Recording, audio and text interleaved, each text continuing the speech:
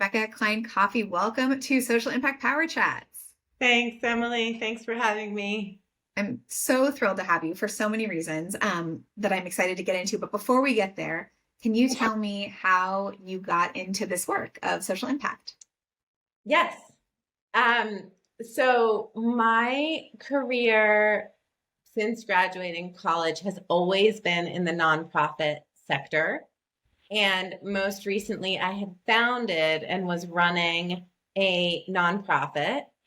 And at some point, a few years in, I noticed that the majority of funders were corporations. And I got really interested in the power that corporations have to do good. And at the same time, a woman named Jen Gorin was looking at starting an impact investment fund and happened upon B Corp certifications, which we'll get into, and was looking for someone to support growing a consulting firm to help companies do good. And anyway, we started to work together and it's been wonderful ever Amazing. since. So, perfect segue. There was this vision of a magic consulting firm to help people with B Corp certification. Before we go into it, what is a B Corp? What is this magic certification that you're speaking of, and what does it mean if a company becomes B Corp certified? Okay. So a B corporation is a company that is accountable to all stakeholders in their decision making, not just shareholders. And unique to certified B Corps is a legal protection, which states just that the company's board or the company's highest level of leadership is protected when they make decisions that are in consideration of all stakeholders, not just shareholders. Amazing. So there's this framework. There's a mark. If anyone's seen a circle around a B, Right. that is the yes, that is the thing. So now fast forward, where do you sit now and what do you all do for companies? Okay, so like I said, the B Corp certification is for for-profit companies, and these companies meet very high standards for social and environmental impact paired with that legal requirement that I shared about just now. Meeting those very high standards for social and environmental impact is much easier said than done. And so we support companies in understanding what the standards are and then making improvement plans to meet those standards. And if they are meeting the standards, helping to verify them with B Lab, which is the certifying organization, and communicating their impact to, all of their stakeholder groups. When I say stakeholder groups, I really mean like anyone impacted by your company's operations or products or services. So that's from customers to employees to potentially the natural environment, those kinds of groups. And I'll just say, as somebody who was thinking about B Corp certification for our firm, for Ethos, that is how I found you, Rebecca, and how I found IGP. So much of the work that I was doing fulfilled various components of, the B Corp matrix, but it really did help to have somebody translating it for me to be able to say, I'm doing X, and for you to be able to say, okay, that means they're in compliance with Y and Z and Q. So there's a lot to hold on to. And, I think having somebody who has that fluency to hold your hand is incredibly valuable, I'll just say. So, here on Social Impact Power Chats, our goal is to give some nuggets of advice, some pearls of wisdom for people who are listening. I'd love for us to kind of think about, okay, you're sitting across and having a coffee with someone who's considering B Corp certification. Whether somebody is a certified B Corp or not, how does this influence the way you think about impact and the way that you recommend companies think about impact today? Great. Okay, good. It's such a great question. And I would come at it from couple directions that may be like contradictory. So this may be hard to like hold.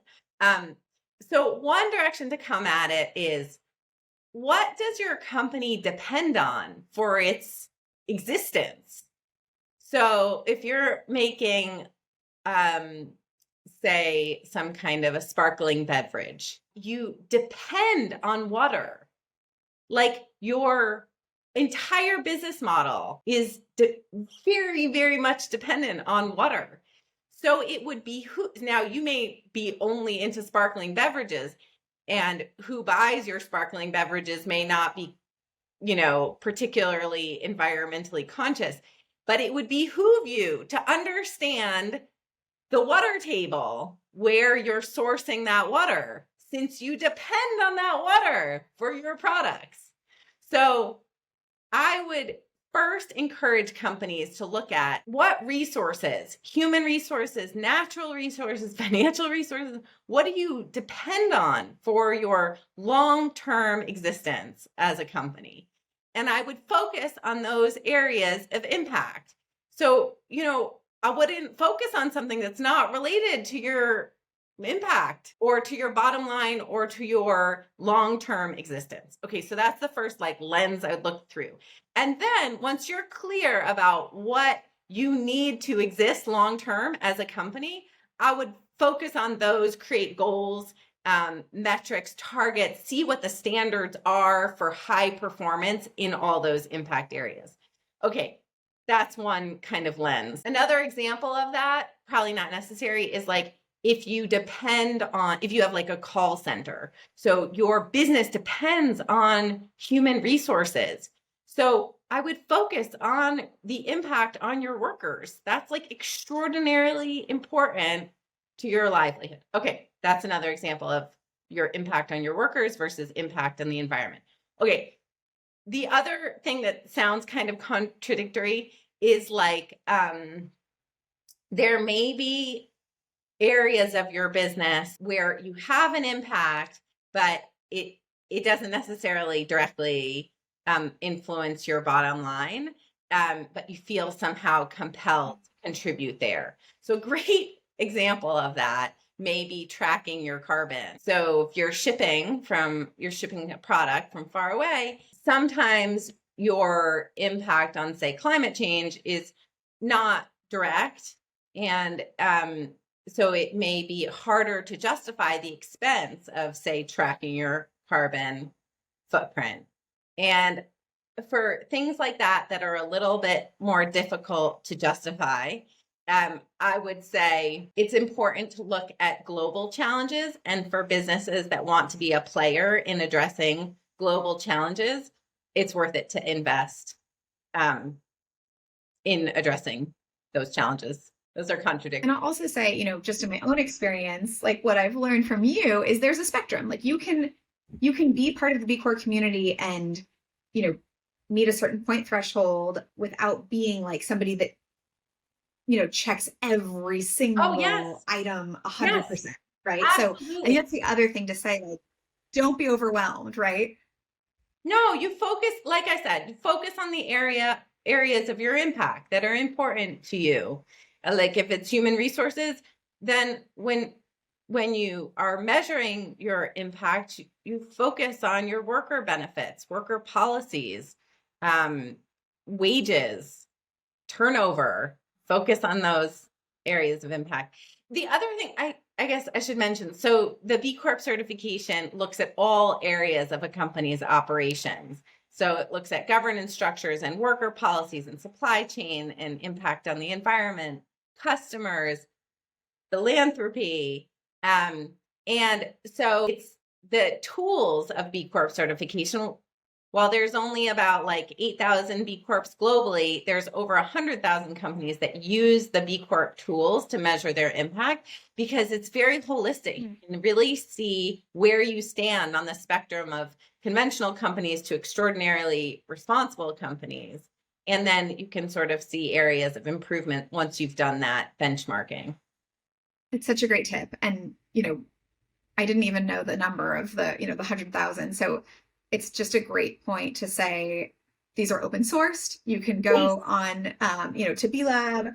Anybody who's thinking about tracking, I think you would recommend like start just looking at the compliance standards and maybe spend a year, right? Like seeing how you're doing on your own, right? Like there's nothing stopping you from kind of getting in the sandbox to play around. Yeah. Exactly. It's hard to know where you stand on that spectrum of responsible companies. And it's also hard to know where to improve if you're not taking a moment to measure your impact in all of those areas, or at least a few of them, right, that are material to your company.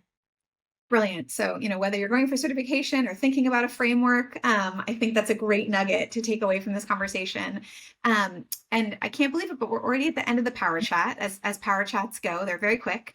So I have my last question for you, which is looking forward, trends, themes that you're seeing coming down the pike. Where are you spending your time, and, recommending that clients spend their time on what's next, what's going to be coming forward in this work? Great. So I would say that sort of historically ESG or CSR or sustainability has been sequestered in one department or one role. And I would say that that's been moderately successful. And that what I'm starting to see that I'm really excited about is that every department in a company or a nonprofit or governmental organization has decision-making power. And each of those departments can look at how they're incorporating stakeholder considerations into their decision-making. So when making a choice about what kind of supplier to use, you can look at, does that supplier have a code of ethics, for example, or do they have a child labor policy? And so that would be specific to that department. So I just love that impact is getting disseminated into all different departments, not just sequestered in one spot. Amazing. Impact is everywhere. Heard it here first. Rebecca, thank you so much for your time. And I absolutely love power chatting with you now and always. Thank you. Thanks, Emily. It's great to be with you.